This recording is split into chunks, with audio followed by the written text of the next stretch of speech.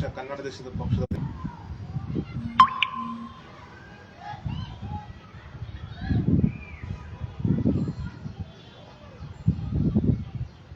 ಕರ್ನಾಟಕ ಜನತಾದಳದ ಮುಖ್ಯಸ್ಥರಾದಂತಹ ಜನತಾದಳ ಪಕ್ಷದ ಮುಖ್ಯಸ್ಥರಾದಂತಹ ಮಾನ್ಯ ಕುಮಾರಸ್ವಾಮಿ ಅವರೇ, ತಾವು ಭಾರತ ಒಕ್ಕೂಟ ಸರ್ಕಾರದಲ್ಲಿ ಬೃಹತ್ ಕೈಗಾರಿಕಾ ಸಚಿವರು, ಬೃಹತ್ ಕೈಗಾರಿಕೆ ಹಾಗೂ ಉಕ್ಕು ಸಚಿವರಾಗಿದ್ದೀರಾ. ತಮಗೆ ನಮ್ಮ ಪಕ್ಷದ ವತಿಯಿಂದ ಅಭಿನಂದನೆಗಳು.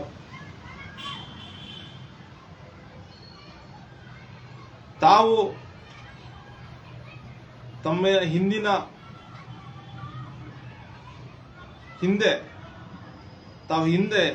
ಈ ಹಿಂದಿ ಏರಿಕೆ, ಕನ್ನಡಿಗರ ಮೇಲೆ ಎಗ್ಗಿಲ್ಲದ ಹಿಂದಿ ಏರಿಕೆ, ಈ ಹಿಂದಿ ಏರಿಕೆಯಿಂದ ಕನ್ನಡಿಗರ ಮನಸ್ಥಿತಿ ಯಾವ ರೀತಿ ಆಗ್ತಾ ಇದೆ, ಕನ್ನಡಿಗರ ಬದುಕು ಸರ್ವನಾಶ ಆಗ್ತಿದೆ, ಇದ್ರ ವಿರುದ್ಧ ಕೆಂಡಾಮಂಡಲರಾಗಿ ತಮ್ಮಲ್ಲಿರೋ ರೋಷಾಗ್ನಿ ಉಕ್ಕರಿದು ಭಾರತ ಒಕ್ಕೂಟ ಸರ್ಕಾರದ ಮೇಲೆ ವಾಗ್ದಾಳಿ ನಡೆಸಿದಂತ ಉದಾಹರಣೆ ಜಾಸ್ತಿ ಇದೆ.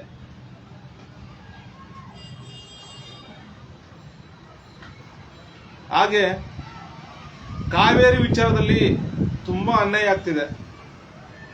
ಮಹದಾಯಿ ಆಗಿರ್ಬೋದು, ಈ ಬ್ಯಾಂಕ್ಗಳ ಉದ್ಯೋಗಗಳಾಗಿರಬಹುದು, ಈ ಪರೀಕ್ಷೆಗಳಾಗಿರಬಹುದು, ತುಂಬಾ ತುಂಬಾ ತುಂಬಾ ಅಂದ್ರೆ ಇಡೀ ಭಾರತ ಒಕ್ಕೂಟದಲ್ಲಿ ಯಾರಾದ್ರೂ ತುಂಬಾ ಅನ್ಯಾಯಕ್ಕೆ, ತುಳಿತಕ್ಕೆ, ತುಂಬಾ ಹೀನಾಯ ಸ್ಥಿತಿಗೆ, ತುಂಬಾ ಪಾತಾಳಕ್ಕೆ ಯಾರಾದ್ರೂ ಹೋಗಿರೋದು ಇದ್ರೆ ಅದು ಕರ್ನಾಟಕ ಕನ್ನಡಿಗರು ಮಾತ್ರ, ಅದು ಕನ್ನಡ ಭಾಷೆ. ಈ ಮೂರೂ ತುಂಬಾ ಅನ್ಯಾಯಕ್ಕೊಳಪಟ್ಟಿರೋದು ಈ ಭಾರತ ಒಕ್ಕೂಟದ ಆಡಳಿತದಿಂದ. ಈಗ ಹೆಂಗೋ ತಾವು ಭಾರತ ಒಕ್ಕೂಟದ ಒಂದು ಉನ್ನತ ಸ್ಥಾನ ಮಂತ್ರಿ ಆಗಿದ್ರೆ ತಾವು ಹಿಂದೆ ಏನ್ ಹೇಳ್ಕೊಂಡಿದ್ದೀರ, ತಾವು ನಾವು ಕನ್ನಡಿಗರ ಪರವಾಗಿ, ಕರ್ನಾಟಕದ ಪರವಾಗಿ ತುಂಬಾ ಕೆಲಸ ಮಾಡ್ತೀವಿ ಅಂತ ಏನ್ ಹೇಳ್ಕೊಂಡಿದ್ದೀರಾ?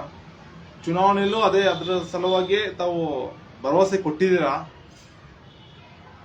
ದಯವಿಟ್ಟು ಆ ಭರವಸೆ ಈಡೇರಿಸಿ.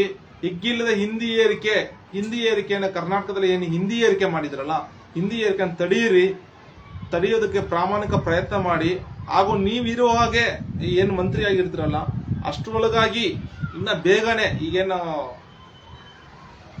ಲೋಕಸಭೆ ಸದನ ಆರಂಭ ಆಗ್ತಾ ಇದೆ, ಈ ಸದನದಲ್ಲಿ ತಾವು ಪ್ರಶ್ನೆ ಮಾಡ್ಬೇಕು ಈ ವಿಚಾರ ಸಂಬಂಧಪಟ್ಟಂಗೆ. ಹಿಂದಿ ಏರಿಕೆ ಬಗ್ಗೆ ಆಗಿರ್ಬೋದು, ಈ ನೀಟ್ ಪರೀಕ್ಷೆ, ಭಾರತ ಒಕ್ಕೂಟ ಸರ್ಕಾರ ರಚನೆ ಪರೀಕ್ಷೆ ನಡೆಸೋದು ಬೇಡ, ಆ ಕಾನೂನು ಬೇಡ, ಮಹಾಮಾರಿ ಕಾನೂನು ಬೇಡ.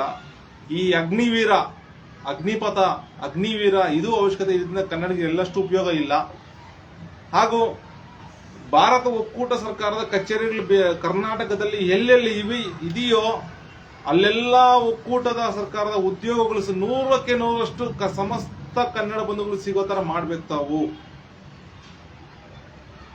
ಬ್ಯಾಂಕ್ಗಳಲ್ಲಾಗಿರಬಹುದು, ಒಕ್ಕೂಟ ಸರ್ಕಾರದ ಕಚೇರಿಗಳಲ್ಲಾಗಿರಬಹುದು, ಪ್ರತಿಯೊಂದು ಕಡೆನೂ. ಹಾಗೂ ಕೈಗಾರಿಕೆಗಳು, ಈಗೇನು ಕೈಗಾರಿಕಾ ಸಚಿವರಾಗಿದ್ದಾರಲ್ಲ, ಕರ್ನಾಟಕದಲ್ಲಿ ಕನ್ನಡಿಗರು ಬಿಟ್ಟು ಬೇರೆ ಯಾರನ್ನು ದಯವಿಟ್ಟು ಬೆಳೆಸಕ್ ಹೋಗ್ಬೇಡಿ, ವಲಸಿಗರಿಗೆ ಅವಕಾಶ ಮಾಡಿಕೊಡ್ಬೇಡಿ.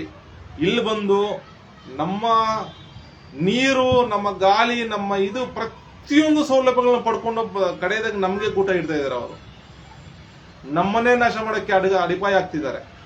ದಯವಿಟ್ಟು ಇದರಿಂದ ಎಚ್ಚೆತ್ತುಕೊಂಡು, ದಯವಿಟ್ಟು ಮಾನ್ಯ ಕುಮಾರಸ್ವಾಮಿ ಅವರೇ, ಬೃಹತ್ ಕೈಗಾರಿಕಾ, ಭಾರತ ಒಕ್ಕೂಟ ಸರ್ಕಾರದ ಬೃಹತ್ ಕೈಗಾರಿಕೆ ಹಾಗೂ ಉಕ್ಕು ಸಚಿವರೇ ಕುಮಾರಸ್ವಾಮಿ ಅವರೇ,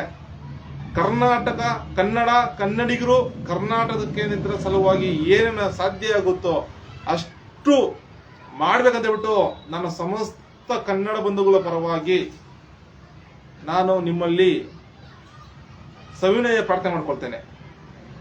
ನಮ್ಮ ಪ್ರಾರ್ಥನೆ ತಾವು ಸ್ವೀಕಾರ ಮಾಡ್ತೀರಾ, ಹಾಗೂ ಕನ್ನಡಿಗರು ಕರ್ನಾಟಕದ ಪರವಾಗಿ ಕೆಲಸ ಮಾಡ್ತಿರೋಂತ ಒಂದು ಭರವಸೆ ಇಟ್ಕೊಂಡಿರ್ತೀವಿ. ಯಾಕಂದ್ರೆ ನಿಮ್ಮನ್ನು ಆಯ್ಕೆ ಮಾಡಿರೋದು ಕನ್ನಡಿಗರು. ನಿಮ್ಮನ್ನು ಆಯ್ಕೆ ಮಾಡಿರೋದಕ್ಕೊಂದು ಸಾರ್ಥಕ ಆಗುತ್ತೆ. ದಯವಿಟ್ಟು ನೀವು ಮಾತು ತಪ್ಪಬೇಡಿ. ಮಾತು ತಪ್ಪಿದ್ರೆ ಮತ್ತೆ ಕನ್ನಡಿಗರು ನಿಮ್ಮ ಪಾಠ ಕಲಿಸ್ತಾರೆ. ದಯವಿಟ್ಟು ಕನ್ನಡಿಗರ ಪರವಾಗಿ, ಕರ್ನಾಟಕದ ಪರವಾಗಿ ಆಡಳಿತ ನೀಡಿ, ಭಾರತ ಒಕ್ಕೂಟ ಸರ್ಕಾರದ ಏನೇನು ಅನ್ಯಾಯ ಆಗಿದೆ ಅದನ್ನೆಲ್ಲ ಸರಿಪಡಿಸಿ ಕನ್ನಡಿಗರ ಭವಿಷ್ಯನ ಉಜ್ವಲವಾಗಿರೋದಕ್ಕೆ ಸಹಕಾರ ಕೊಡಬೇಕು, ಆ ರೀತಿ ಕೆಲಸ ಮಾಡಬೇಕೆಂದು ನಾನು ಸಮಸ್ತ ಕನ್ನಡ ಬಂಧುಗಳ ಪರವಾಗಿ ತಮ್ಮಲ್ಲಿ ವಿನಂತಿ ಮಾಡ್ಕೊಳ್ತೇನೆ. ಶರಣು ಶರಣಾರ್ಥಿಗಳು. ಜೈ ಕನ್ನಡಾಂಬೆ, ಜೈ ಕನ್ನಡ ಧರ್ಮ, ಜೈ ಕನ್ನಡ ದೇಶ.